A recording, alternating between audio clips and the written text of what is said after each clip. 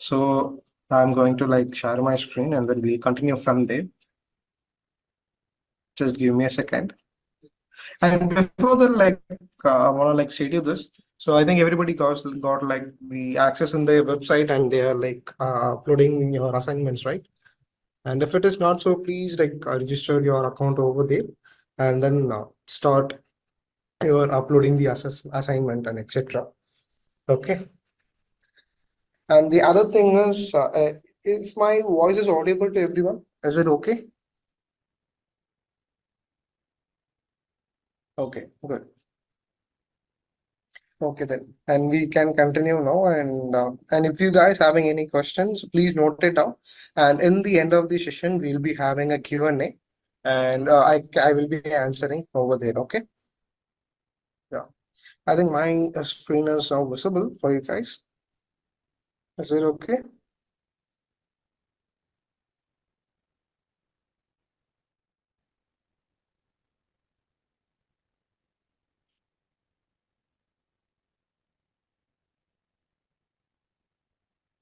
Okay. I think here it is says it is still low, and I don't know why it is. Let me check again.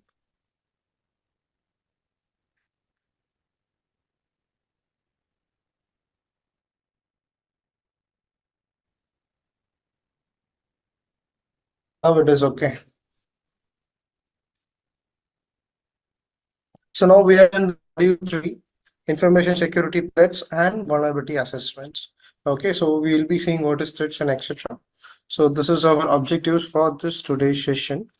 Understanding the threats and the threats source, and understanding malware and the components of malwares, and different type of malwares and their countermeasures or like mitigations, what you have to do, and understanding the vulnerability and vulnerability classifications, and vulnerability assessment and types of vulnerability assessments. And finally, we'll be seeing some what are the vulnerability assessments to like automated tools, and we'll be seeing in the lab as manual assessments as well.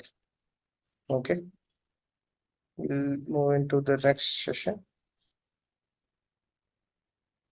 Okay, actually, I don't need to like waste the time here because we are like today having a bit of like huge in our topic here, so we can't able to go with the reviews because we also having our recordings.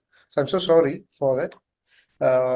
But actually, if we have extra time, I can able to review. But today we don't have any extra time. I'm so sorry.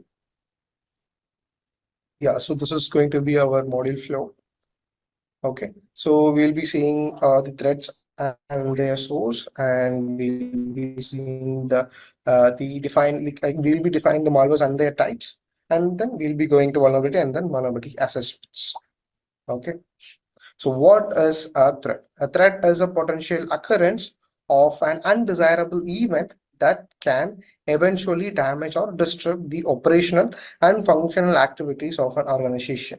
So it is going to be an event, or it is like an occurrence. It might be occurred by an hardware, it might be a software issue, or it might be a human error, or it even a hacker or an attacker who's done this. So that is going to be our threat.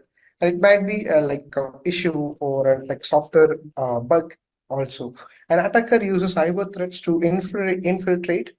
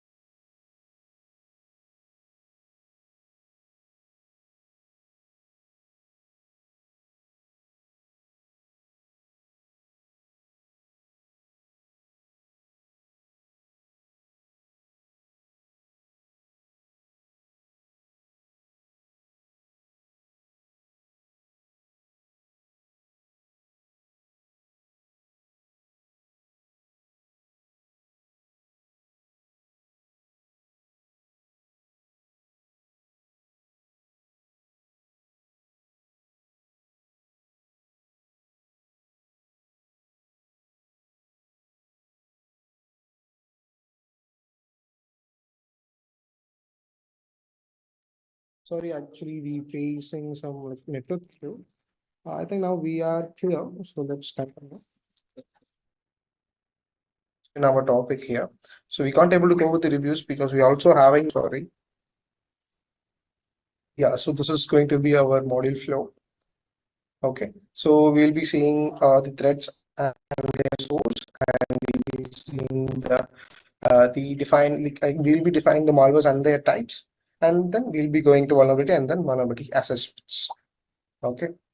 So what is a threat? A threat is a potential occurrence of an undesirable event that can eventually damage or disrupt the operational and functional activities of an organization.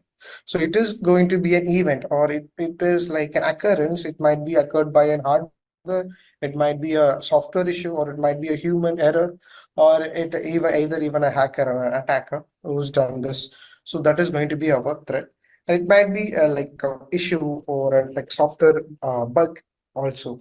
An attacker uses cyber threats to infiltrate and steal data such as individuals and personal information, financial informations, and the finally login credentials. Not only that, it is like etc. as well. So we can able to get anything what they are having in their hands. Okay, so looting threats, we can able to like relieve every information or every sensitive information which the target has. And threat source, what are the threat source? So the source might be like categorized in these three: the natural or unintentional, and finally the intentional. So the natural is nothing but the fires, flood, or power failures. It might be the natural calamities. And an unintentional, an user or like an employee who is like unskilled administrator, or by the human error or the accidents or lazy or untrained employees.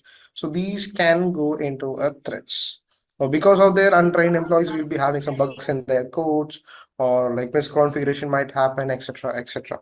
Or an intentional means the employee is like turned into an insider, or it might be the fired employee who like have a vengeance to the company to disturb the assets and etc. It might be the service provider, or might be the competitors. Those are all like internal threats, not but whomever the employee, which is like whomever is working over there, will be the internals or internal threats. And external threats will be the hackers, criminals, terrorists, and etc. etc. The corporate spies or corporate riders. Okay. And so we'll be going into the introduction to malwares. Malwares is a software that damages or disables computer systems that gives limited or full control of the system to the malware creator or the for the purpose of theft or fraud. So that is the exact clear-cut explanation for a malware. So malware is a software that can damage or deletes entire system, or it can able to steal the informations also, and it can give the access to the target system like a backdoor. It might be a full access, it might be a just an access, like limited access, but it will try to give us an access to the creator or to the internet purpose to steal or for like a fraud purposes. So malware programmers develop and use malware to attack browsers and track websites or visit, or like whomever has visited the website and etc. So this is we call it like called as like client side attacks.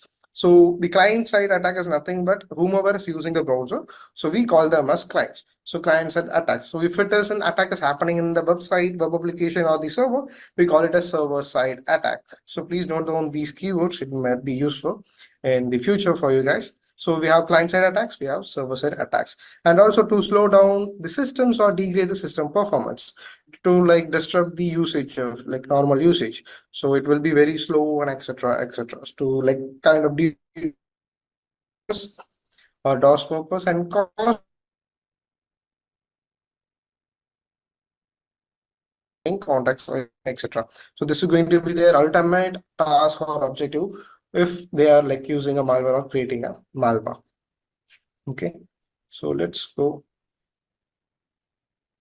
And let's go further. Oh, wow. Okay. Yeah. So now different ways of malware to enter a system. So what are the mode of transport for a malware? So it is going to be an instant messenger applications.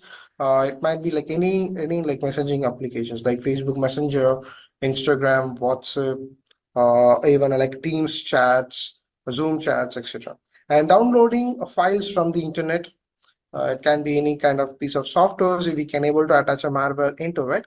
And portable hardware, media, removable devices like pen drives, hard disk, etc., like portable devices, and email attachments like their resumes, like the normal typical document files or the PDF files, etc., and browser and email software bugs. So these are all the software flaws, or the we can call it as like the human errors in this session, or we can call it as like the developer's flaw or the human flaws or the software bugs and installation by other malwares. So it might be already affected by a malware. So using that connection, we can able to given like or like the hacker might upload and like a different kind of virus or like a big virus comparing to the previous one. Okay, so and or using their untrusted sites or freeware or web application softwares, this can also happen, and Bluetooth and wireless networks. So these are all the mediums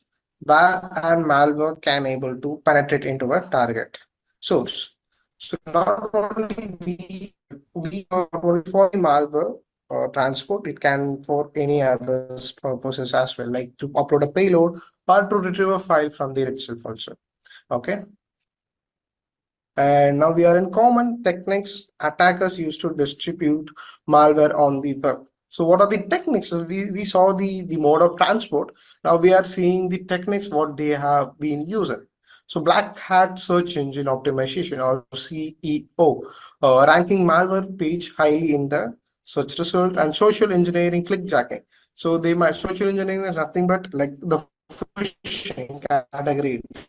So clickjacking is they will sending you a link or like a clickable button or an image. So from there, if you just click anything, so it will like transfer into a like uploading feature, and malware will be uploaded in your target network.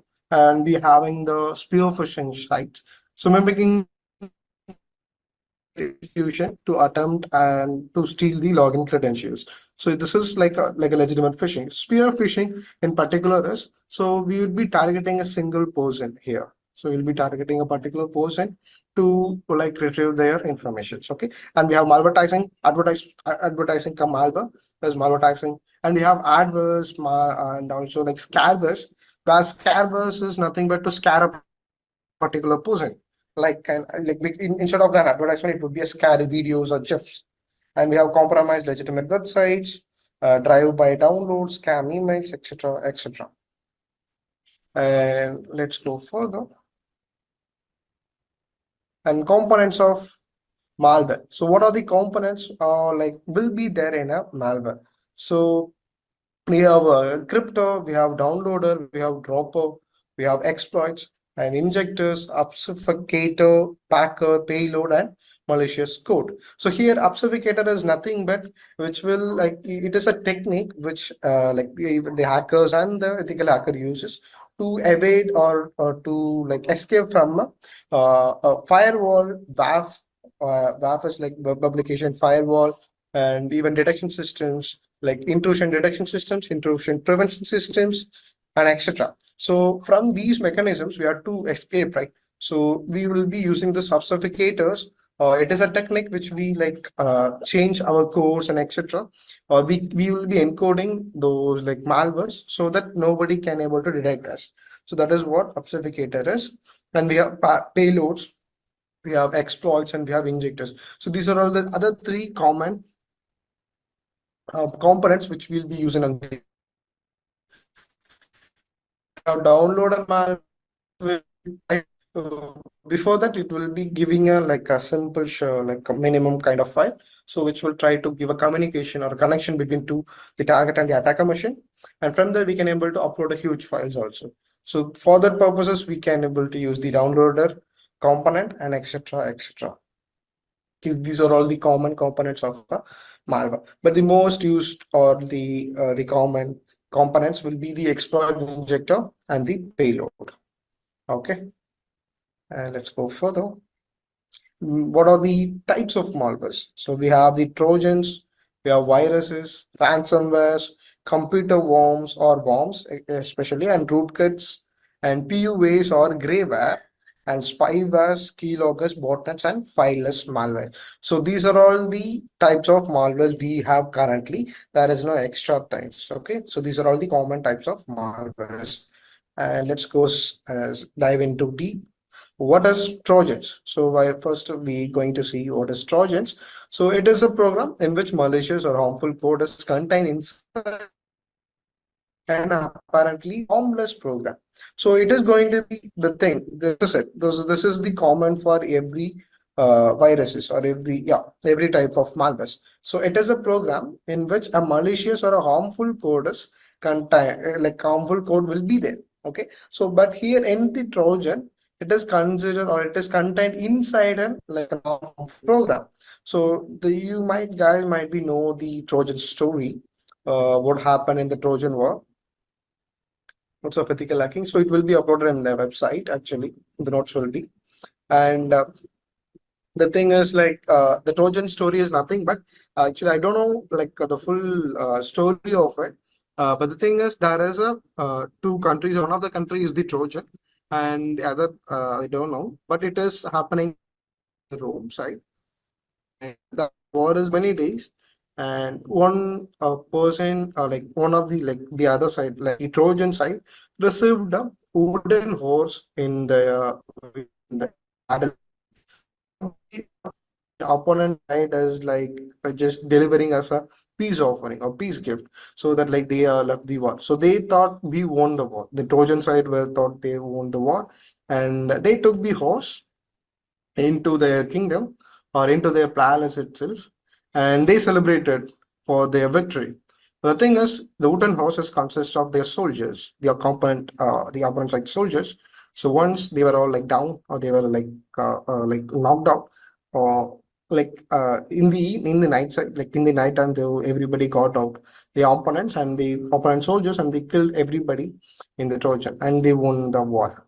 So this is what the Trojan story is, and this is why we are mentioning this like malware and Trojan.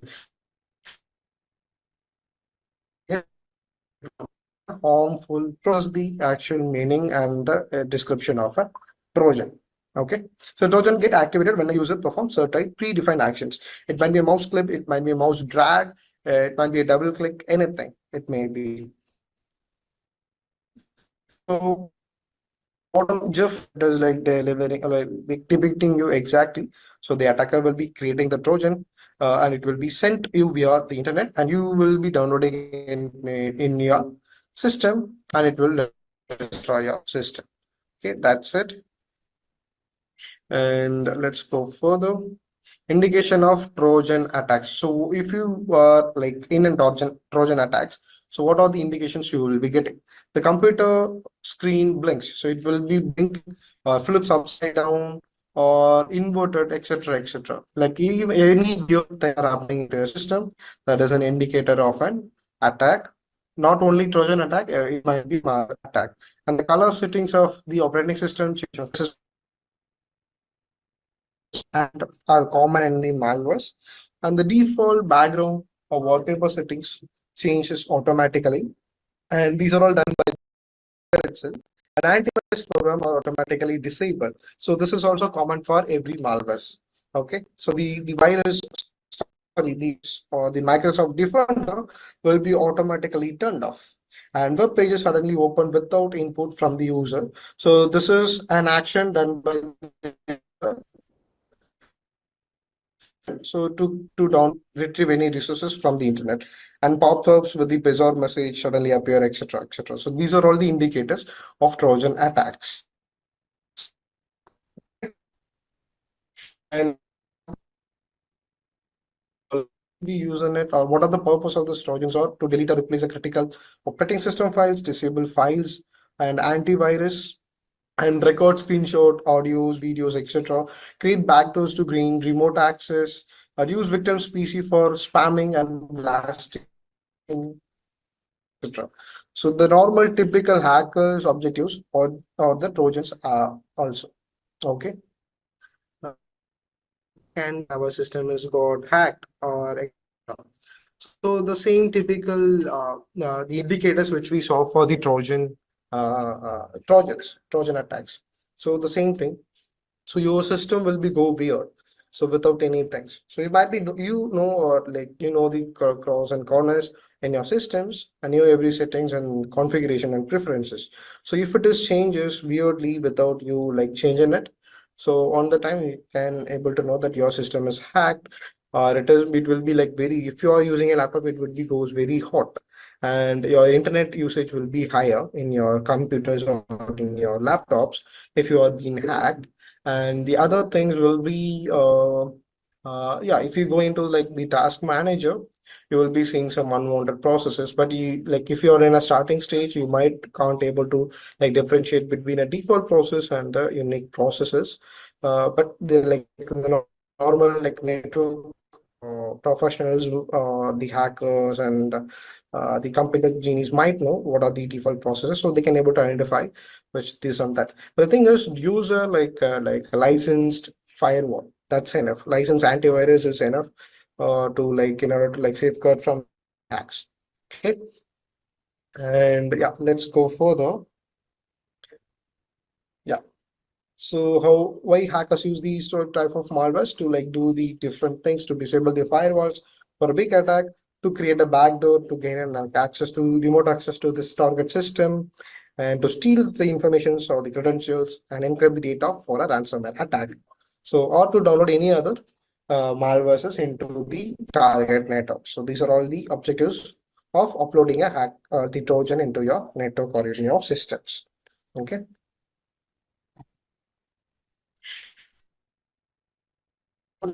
Trojan here is not actually here. Okay, guys. Actually, the previous the Trojan was name here, and it's a port number, which is the hacker used on this port number.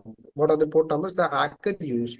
Okay, so these are all not the default or common ports. Actually, these are all the particular port numbers used by a Trojanware.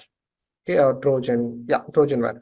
And here you can see that like kind of like a unique numbers or like a fancy numbers, as you can see here, because these are all like created by the humans, or like the hacker is also human, right? So these are all done by the hackers, so they are using like the kind of port numbers. The thing is, you can be able to use any kind of port numbers you want for these Trojans to like, if you want to use the Trojans in the first place. The thing is, like, you can able to customize it, but you should not supposed to use a default or common ports, which is like a previously owned port numbers. If any services is already using it or using the same port number, so it won't work.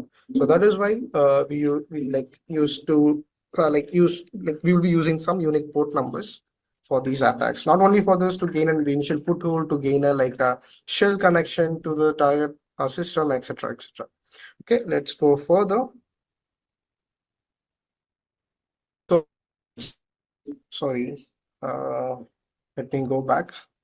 Yeah, types of Trojans are categorized according to their functionality or functioning and targets. Some of examples in the given below. So it might be remote access Trojan, backdoor. According to its purpose, we'll be having here, and botnet Trojans, and mobile Trojan, IoT Trojans, DOS attack Trojan, point of sales. Let's go further.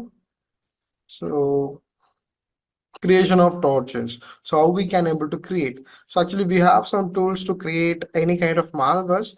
So according to the malwares, we can able to use the products here or the softwares here. And let's go further.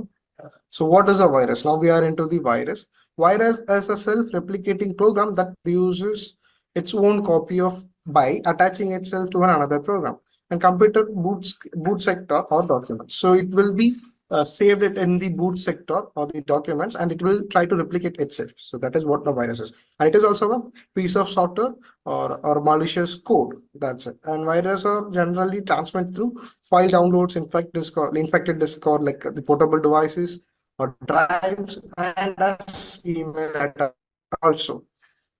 Okay, its objective is also similar to the Trojans also. The extra thing here is it will self-replicate itself. So it will be spreading as a kind of a forest fire into the target network. And purpose of creating virus, it is going to be very similar to the Trojans as well, to inflict damage to the competitor's network and to gain remote access to a victim's computer. It might be engaging to a cyber terrorism, etc. What are the hackers' objective? Will be the virus's objectives also. Okay, let's go further.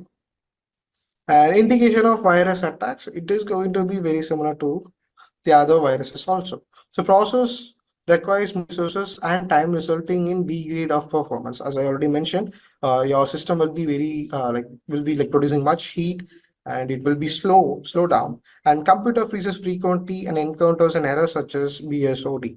It is nothing but it will be like freeze in whatever we are doing. It will be very stuck or it will be very slow.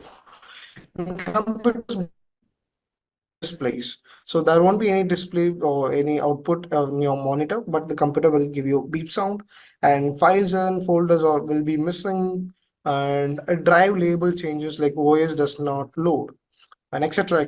Your device or your partitions label might be changed, and etc. might happen if you are electing will be the indicators of a virus attack. So what will be the virus life cycle? So they will be designing or developing a virus code using some programming language or like construction kits, like some tools. And it will, once it is affected, the virus will replicate itself for a period within the target system, and then spreads, and it gets activated when the user performs certain actions, such as running the infected program or double clicking on it. And virus is identified as a threat infecting the target system, or detection might happen here by the firewall or the antivirus. And incorporation, the antivirus software developers will create like against like defensive mechanism against the virus, like to create the if the virus like affects in the future, the antivirus will be automatically detected before the expectation of the virus, and use and install antivirus updates and eliminate the virus threats. So here the each and every time an antivirus updates, so there is a new kind of pattern has been detected of a virus, new virus has been detected, and the database has been uploaded. So this is will be the virus life cycles or stages of life cycle here. And how does a computer get infected by virus? So same thing, installing like third-party softwares or pirated softwares, clicking the malicious link, etc. on extra. Okay, the same things which we already seen for the Trojans as well. Okay. Okay, so now we are in types of virus. We have these many types of virus, and viruses are categorized according to their function and functionality and the targets as usual. And we have like system or sector virus, so which will be saved in the system 32 folders, where we can't able to delete it. So we need to like erase the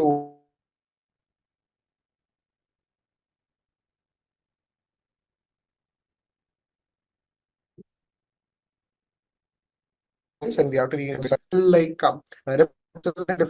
so the each and every virus is a unique one kind of, whatever the replicating one will be like different from one another, so it is hard to different from it also.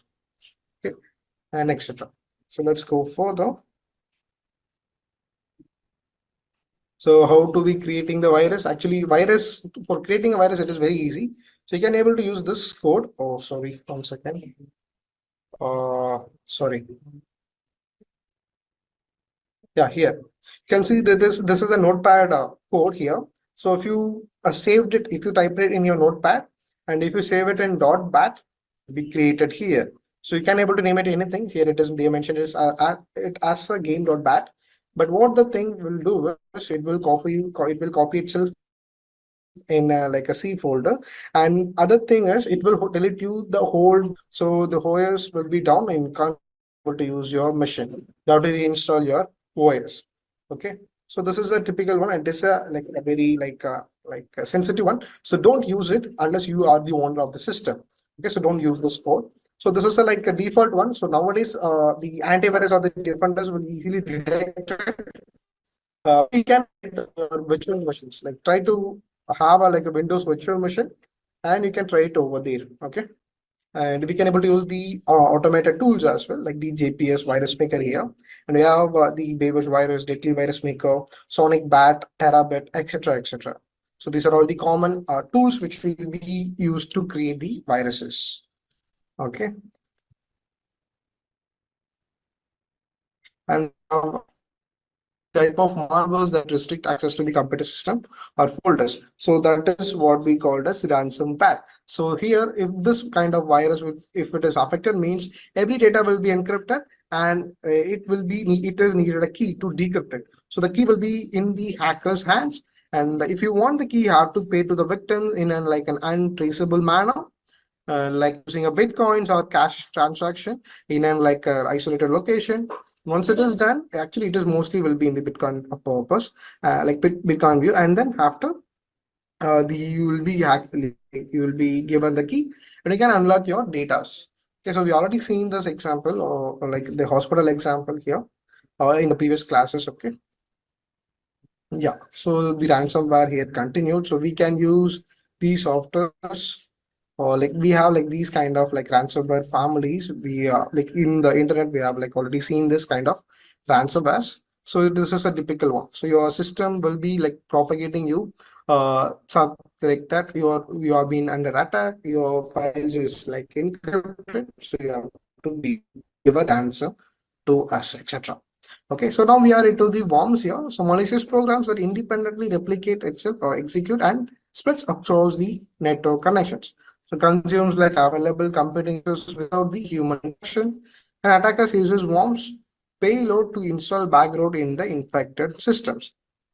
So it can also run independently and replicate itself, and can able to execute on its own. But the virus can't able to do. The virus need an human interaction, like a double click or downloading by the humans. But here, if you are affected by the initial attack, so it is going to replicate itself without even any clicks or anything. And also it can able to execute any softwares, or it can able to execute the replicated one, etc., etc. And it is like how to exterminate. Or if once you affected, it will takes only minutes to affect the whole network itself. Okay, so while the worms are like even like harder than the viruses.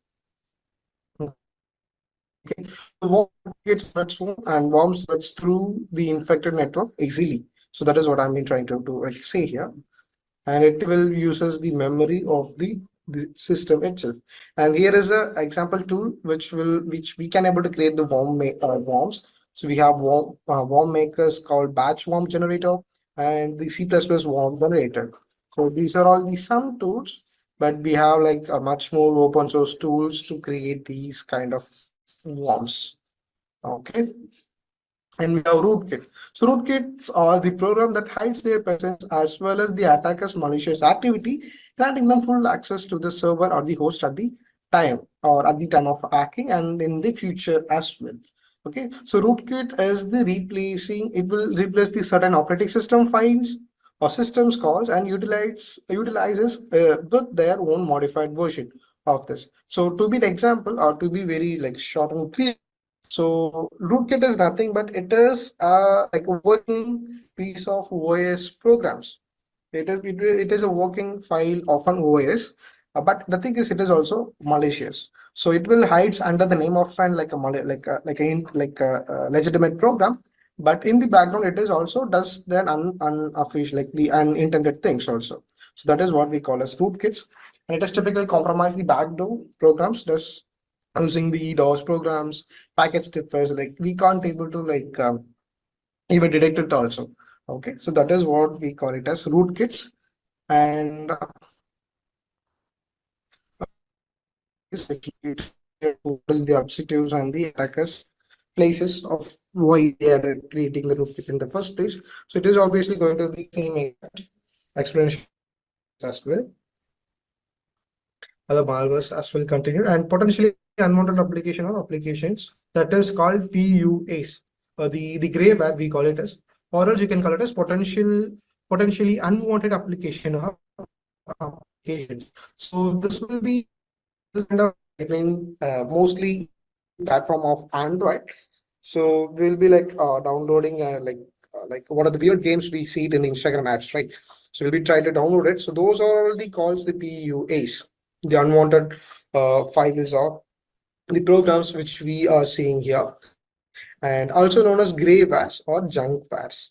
Okay, there is not nothing like any like different than the other malwares here, but these will be consist of the adverse and the torrent and marketing and crypto mining, like viruses and viruses. This is mostly to like exploit the system resources and to steal the informations. Okay, and we have adverse, so which will pop you up the ads in front of your display, and we have spywares, which will which will like spy, which will like use to spy a particular person in their network in a particular system. So here the propagation and what it does is also going to be very similar. And actually it is highlighted here. You can see that the cookies and browser add-ons are the difference here. Okay. Some differences will be there, but it is mostly the cookies and the browser add-ons. And we have keyloggers is nothing but it is also a kind of malware which will capture each and every keystrokes you are maintaining. Or if you're typing anything in your keyboard, it will be saved in a text file. Okay, so and it will be sent it to the whomever created the particular keylogger. He might be having any kind of modes to retrieve those information. But the thing is, whatever you are typing will be recorded in format. That's it. It might be your password, it might be anything that the keyloggers, whatever the type you are typing, the keylogger will capture your keystrokes. Okay. And what a keylogger can do. It can, as I already said, they record the every keystrokes you are having. Can capture your screenshots and track the activities, what you're doing in your system, monitoring the annual activities, record all login names, record online chat, conversation, etc. The main thing is it will record every keystrokes you have made in your system or in the affected system. Okay, and we have botnets. We have also seen what botnets and it is used for. Okay. Can keyloggers be created? Yes, we can able to create it, and we have open source softwares for to like create the keyloggers as well. So yeah, as we already said, bots are the affected systems, or we call it as zombies, and bot network is the whole network of the zombies itself. That is called bot network or botnets. So the bot king or the bot maker will be giving you the command, or C2C server will be giving you the commands. The network and the network will be doing the same thing. What the command has been doing. So it might be trying to attack a target server. It might be anything. It might be attack a particular person or to do a DDoS attack, etc. So we can able to use this botnets. Okay. Yeah, here we can see that to perform a DDoS attack, which consumes the bandwidth of the victim's computer to sniff or steal data for performing a keylogging in a like huge manner. Okay, like in a network manner, and used to spread new bots also and penetrate to click frauds for automatic clicks, etc. Or identity theft or perform a mass identity theft and mass keylogging as well. Okay, and fileless malwares. So this is an interesting one. Actually, this is also a new one too. You might be not knowing this fileless malwares. So fileless malwares are nothing but it won't be saved it in a hard drive. So whatever the software or a program or a virus, it will be saved in a hardware in a like storage, right? But here it won't be in a storage device. It will be only saved it in a RAM. Only it will be working or running and as well as stored in the RAM only. So if the system is turned off, it won't be doing anything. So it will be also erased off from the target system. But the thing is, no one can able to like detect presence of the fileless malware. So that is what the unique characteristics of this malware is it is hard to found, and yeah, it is used to stealth in nature. So it is stealthy in nature itself, and living off the land. So it won't be in the storage devices itself, and it is trustworthy. So it uses the tools that are frequently used and trusted. It will be only using the services of default one, so which will not give you the suspicions or whether you have been affected by the fileless propagation or the fileless like malware or not. So the same common techniques to like spread those kind of like fileless techniques, or sorry, the fileless malwares, and the countermeasures will be the same for each and every malware also. So avoid opening the email attachment or receipt from an unknown sender. Block all unnecessary ports on your host, or your actually it is in your firewall or in your systems. So if you are only use or turn down only the necessary ports, okay, and to avoid accepting programs transferred by the instant messaging, like somebody sending you the links or any like files or images, videos, etc. Try to avoid accepting it or opening it, and harden weak and default configuration settings. Don't use go for default or default passwords or default configuration or a weak passwords, and disable unused functionality including protocols and the services too. So these are all the countermeasures, not only for the filers, for every malwares or viruses as is as well. And yeah, so yeah, everything is the common here. So we can go the vulnerability. Also, we don't have like much time here. Okay. So I'm going to be very short in the vulnerability assessment too. And also it is a like a short topic event. Let's see. What is vulnerability? Refers to an existence of weakness that can be exploited by the threat agents. So the agents, as we already talked about in the countermeasures, an insecure or poor design of network and applications, like the developers' mistakes, and inherent the technology weakness. Technology weakness is nothing but the usage of the software and use or change the intention of a particular software, and the large, utmost large systems in connected into the network, and like a precaution measures or the customers in the first place. Okay, and let's go.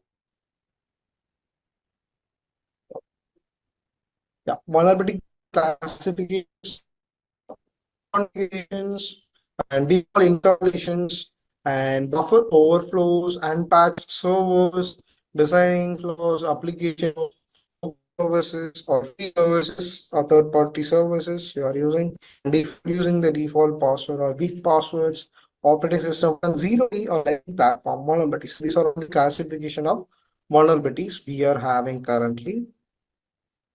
And examples of net security vulnerabilities.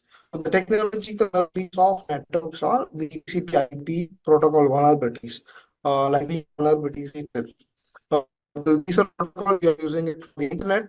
So these are all these are all come the internet vulnerabilities, and we have operating system vulnerabilities that the operating system has or possess, and we have network device vulnerability. That's all the base network devices such as routers, vulnerable due to lack of password protection, lack of authentication, that any are using the default or weak passwords, or insecure routing protocols, like not using a secure protocols in the first place, and firewall giving us easy accessible of these routers. So the routers will be like an what do we say, like in a like constrained manners. So it has to be outer. It should be restricted, but it's not happening. So we need technical or network audit. But anyways, okay, let's continue here. And the continuation of the vulnerabilities, we have the user account vulnerabilities, system account vulnerabilities, internet service default configuration. But in the internet services, like the servers or the FTP, the updates, or the terminal services, etc., and password and settings and network device misconfigurations, etc. Okay. And examples of network security vulnerabilities, unwritten policies. So we have to create policies like in order to work with the firewalls and lack of continuity. Like we have to update our policies like each and everything. So if you are entering into a different product feed, or if you are having multiples of the employees or your customer base using, etc., whatever it is, it has to be updated into the needs and the time as well. And the politics may cause challenges for implementation of consistent security policy. All the time you update the policies, and lack of awareness of the security policies is also what lead to this network security vulnerabilities. Okay, the impact of vulnerabilities are information disclosure, financial losses, unauthorized access, and legal consequences, and identity theft, and the data modification, etc. So the typical common, the things which we have seen it in the exploitation by the hackers or the attackers, and anywhere. Okay, just give me a second.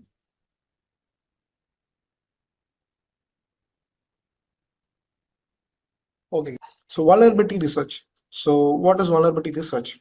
In the process of analyzing protocol services and configuration to discover vulnerabilities and designing flaws that will expose an operating system and its application to be exploited. So which will open up a big door to for the attackers to misuse their softwares or their resources.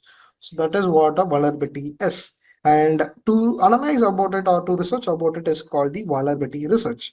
So the vulnerability research is consists of the about the concurring security trends, threats, attack surface, attack vectors, and techniques, etc. And to discover the weakness in their OSs or application or softwares, and to alert the network administrator before the network attack happens, and to gather information to aid the prevention of security issues, and to know how to recover from a network attack also. So for these purposes, we need the vulnerability research in the first place.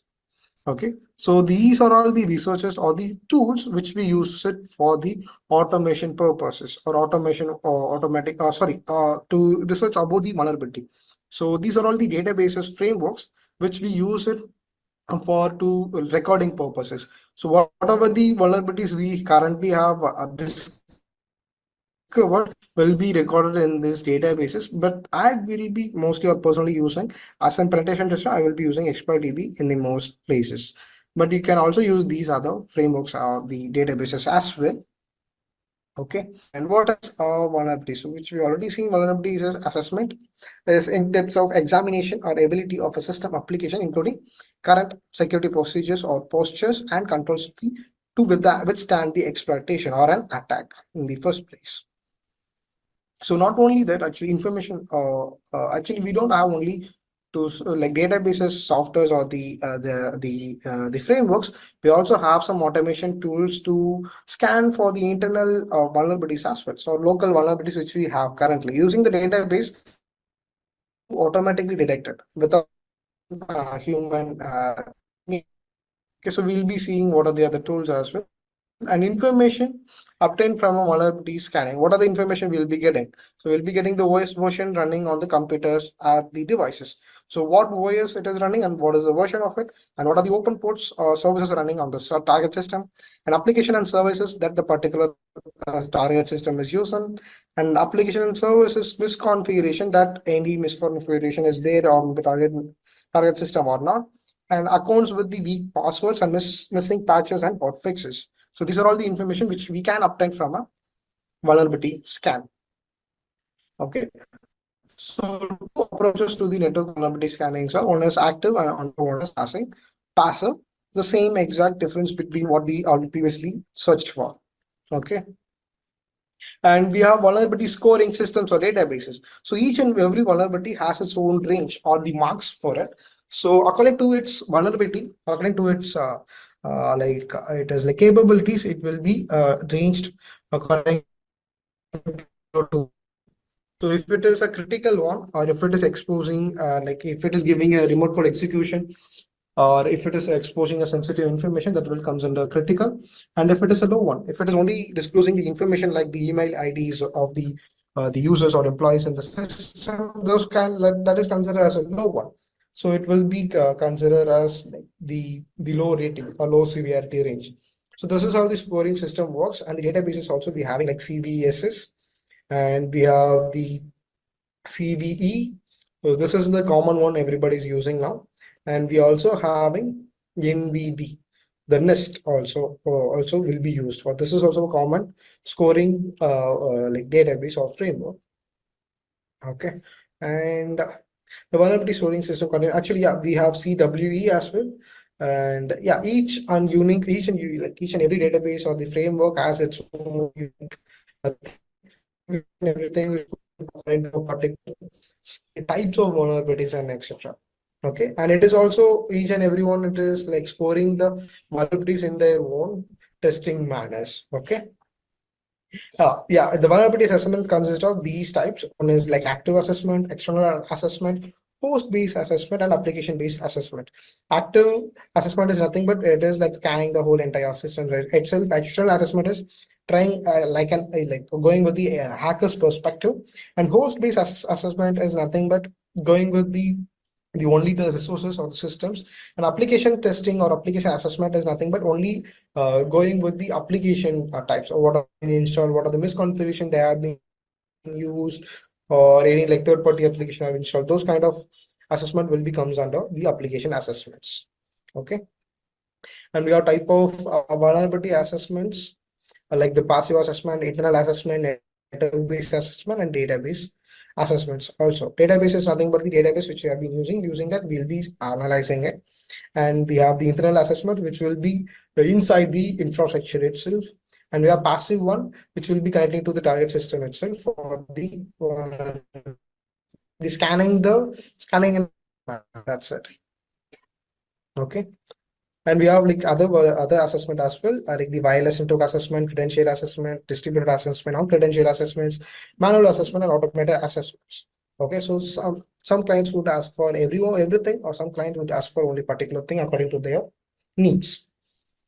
And we have the identity assets, like the management cycle of a vulnerabilities, or identify the assets and create a baseline for it.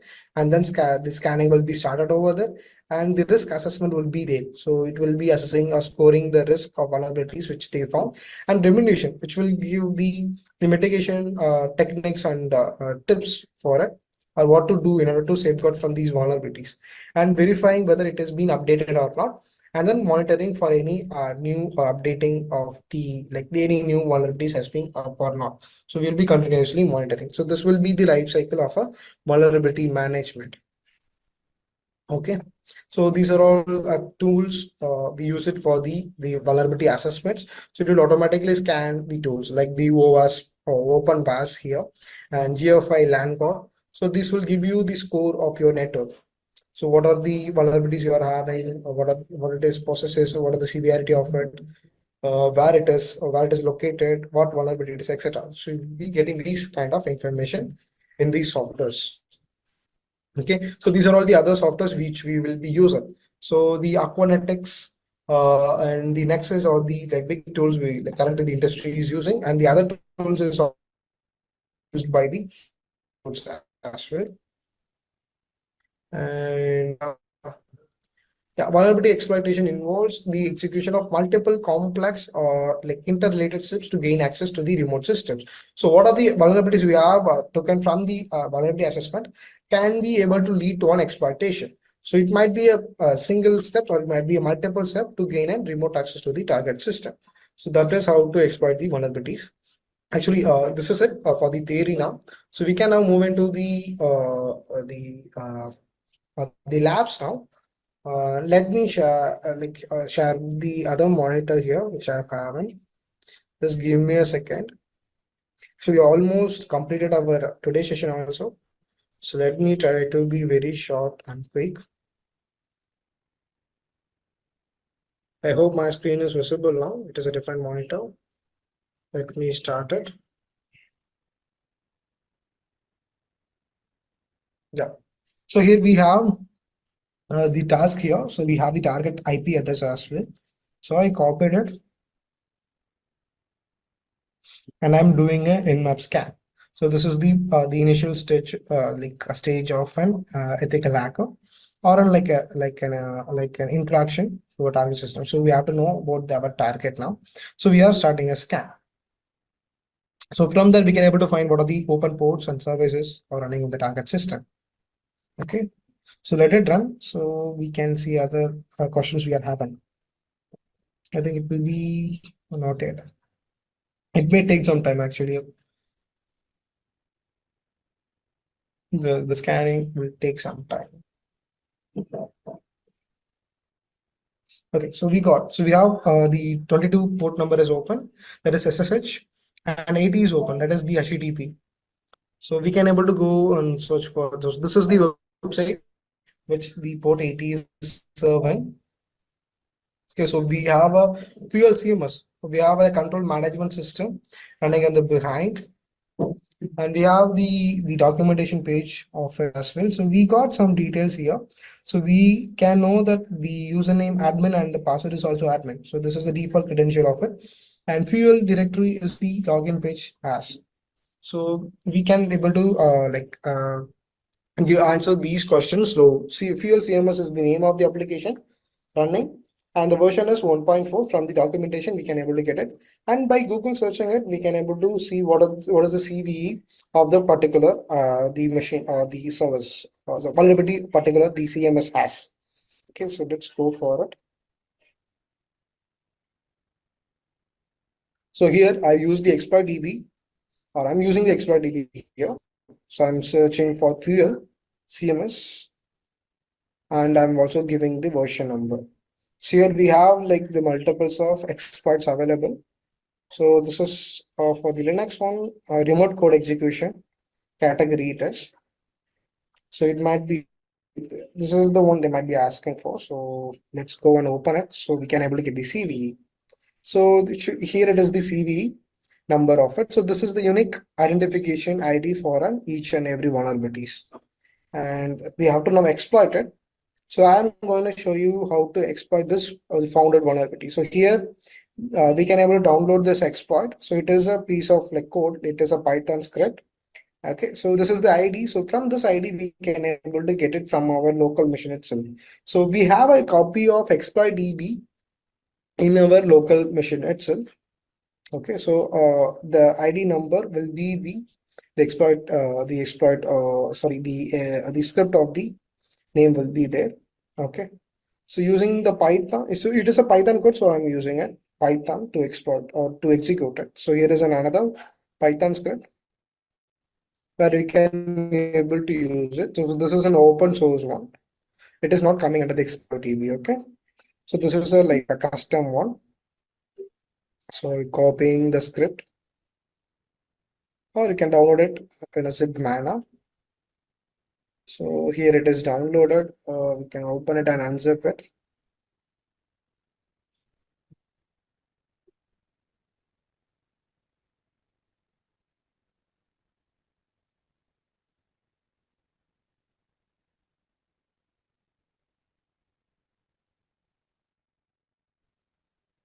So I'm like now extracting it.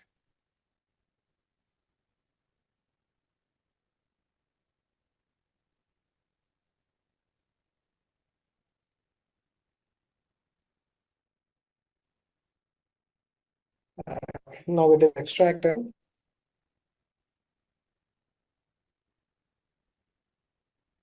So okay, so I'm going to search for here it is.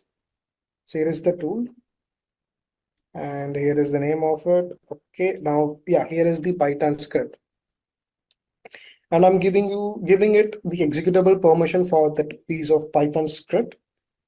So it doesn't require any like now it is can see that the color has been changed. So now it got the executable permission as well. Okay, so let's run it and then see it going to be typically asking the target's IP address or the URL for it. I think it is asking exit or shell me help. So here's the option which we needed. So let's type in shell main, get a reverse shell using netcat. Okay, so we can able to have a netcat. So I'm going to type in the menu of shell main. So it is asking for the mission attacking mission IP. So this is our local mission's IP it is asking. So I'm entering it. And with the IP, sorry, the port number of which I'm going to use. So they're asking that whether the listener is on. So I'm going to start the listener using a netcat. So this is the command, find the switches, and I have to use the same exact port number which has been using.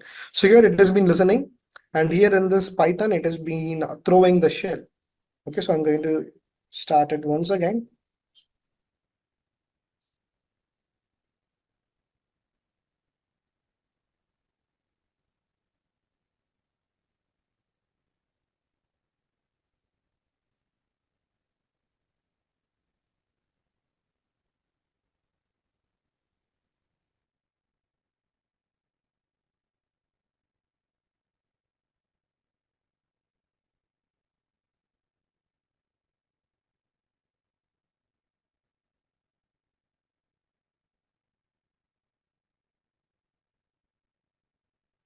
So it has been finally done, and so every errors has been cleared now. So let's run it once again at the last, like this is the last try.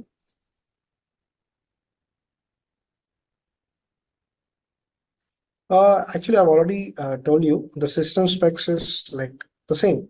For the virtual machine, it is only 2 GBs of RAM, and it is a 2-core process. I'm being given it to it. It is IP is our IP address. Actually, local machine IP address. You can also see it in the top right corner of the screen. Also, it is 10.17.14 on 04. Okay. So I don't know why it is not able to listen. I'm going to try in a new different one once again. Actually, the IP it is actually my mistake. It is different here, so that is why I can't able to listen it. So the IP address is the wrong. So I'm going to confirm it using this if config command, and here is the IP address. So let me copy it. So I thought like it I'm connected with the VPN, so that is why the IP address has been changed. So let's change it in this terminal also. So now actually this time it would work. So the problem is because of the wrong IP address. That's it. And yes, the IP is the attacking mission IP address or this current mission IP address. So that now we can see that I got the shell command. So I can able to read any files in the system and etc. I can execute any command. So ls is the listing command of Linux. So it is listing it out. cd is to change the directories or changing the working directory. Okay. And yeah, I think I'm in a like a Windows servers, sorry, the web servers folder. So I'm going to go into the user folder. So that is the Ubuntu is the user I wanted to go in. And here we can able to see the flag.txt. So this is how to capture the flag. So I'm going to open the flag file, and here is the content of the flag.txt. And this is our flag here. I copied it, and we can able to paste it in the questions here. Flag submission, and here we've submitted it already. So this is it, guys, and that's it. So now we can able to move into Q&A. Okay.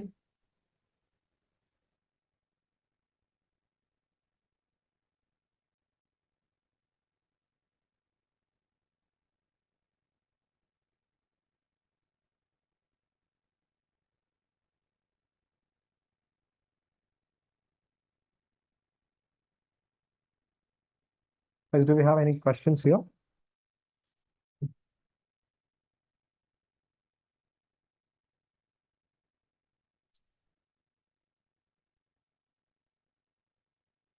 If there is no questions, we can able to close this session. No questions for today. Good. Thank you, everyone. Thank you.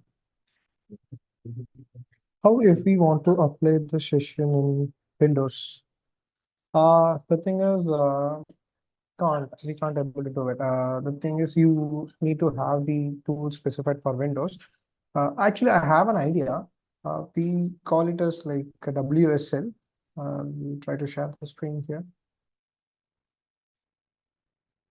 So the thing is, we can able to use the Linux in Windows itself. We call it WSL. Yeah, Windows subsystem for Linux. So the thing is, if we have this, we can able to have the Linux in our Windows so that we can able to do the things what I've just did in Linux. Let me open the command prompt here. Okay. And it is actually very easy to do it. So I'm just typing in WSL minus minus install. It is asking for my permission and I'm giving yes. And now it is downloaded. That's it. And it will ask you for some details will be done. So once it is done, you can use the Linux over this command prompt in Windows itself. And it is asking for another permission for Windows source service.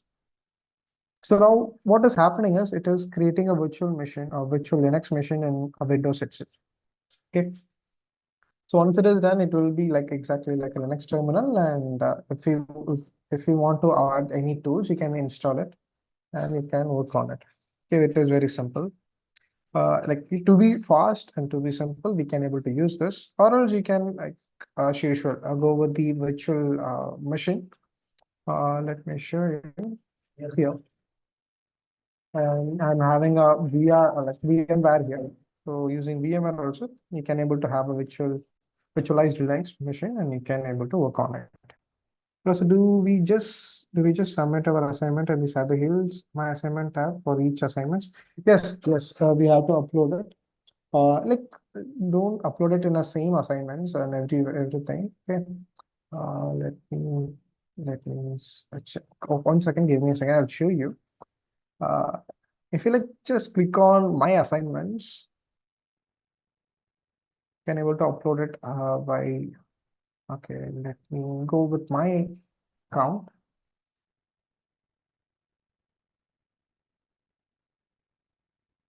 Okay, so here I'm going to sorry my assignments. If you have like if you already registered for the course, your assignments will be here. So here it is. So for each and every assignment, you just click on that. Actually, it is today's assignment would be this assignment. So click on this. Sorry, not this one. This. Okay. Actually, it is different course, so that is why it is. So if it is a third day and if it is a third assignment, click on this, and you have to upload it over there. Okay, that's it. Browse and upload and submit. That's it. It's still going. Okay, and it takes some time, but eventually you can able to use it over here itself. So you can simply run the virtual machine over the virtual VMware. That's also you can able to do it. My recommendation would be going with this. Why it is like it has like already pre-installed tools, so everything will be already there. So you don't need to like install it. Okay, so even though if you want to install any like let's say Nmap, I want to like install Nmap. So I'm just typing in Nmap install, and that you can download it for Windows as well. Okay, and if it doesn't know to download it for Linux, just type in Linux also in the end, and you just follow these steps. You can easily install Nmap in your WSL subsystem Linux. Okay, or else if it is not in your Kali also, you can do the same. You can follow these steps. You can easily do it. And do we have anything else or any other questions, guys, other than this?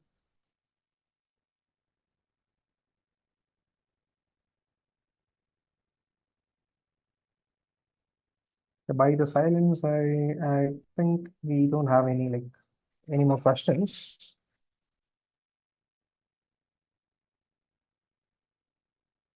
Is it?